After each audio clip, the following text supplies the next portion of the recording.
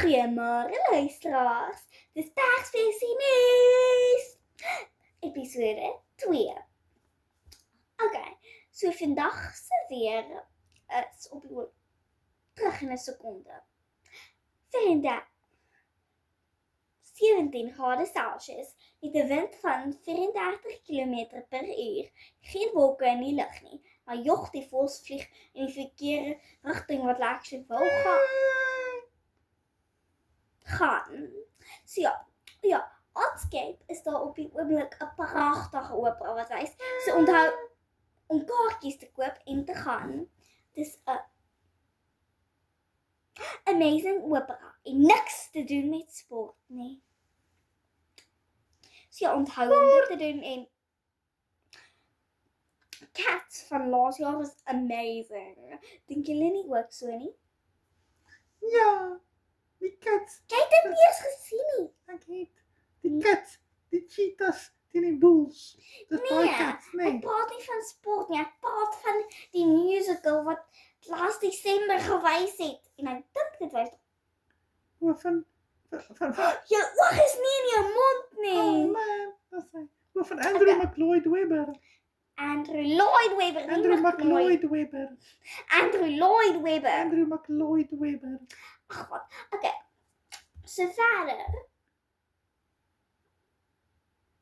Shush. So verder op die oomblik gaan ons nou oorhandig na sportkanale toe. Hallo! Ek het nog nie gesê oorhandig nie. So ons gaan nou van 'n opera na golf toe gaan. Op die latest golf vir Stokila.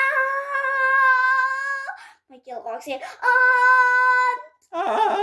Ek dink julle hier is 'n Nou, tyd vir die golf. nee, ek het Oogie, billetjie doen. Nou. Dit is nou my weer terug op jy van die stadion. Jy het nog. Ek wil ons speel, dit is my weer. Dit is my weer. Ek moet oorhandig sê. Dan gaan ek na nommer 2. Nou stukkie nommer 2 toe vir die golf kanaal. Bye bye stukkie, sien julle later. Wel, goeiemiddag mense. Na daai ontsettende lang nuusberig en weerpatrone is dit 'n tyd uiteindelik vir golf. En ons wenner natuurlik is meneer Hasie, die golfspeler. Hy het die golfbal 3 meter ver geslaan. Baie verder as meneer Skilpad wat die golfbal net 1 sentimeter ver geslaan het. So, meneer Hasie het dit gewen. Alhoewel meneer Skilpad gesê het dat meneer Hasie langs die pad gekry het waar hy sit in wortels eet. Maar tog het hy ook die golf gewen, meneer Hasie. En nou julle, gaan ons oorskakel na die rugby toe vir 'n kort rukkie. Kyk, hier gaan nou 'n rugby wedstryd in die agtergrond gebeur. Ek roep net gou-gou vir 'n pers oogie billetjie dingetjie of ander af. Kom, dit is tyd vir 'n rugby spelery. Ja! Oh, my oogie. To be continued later.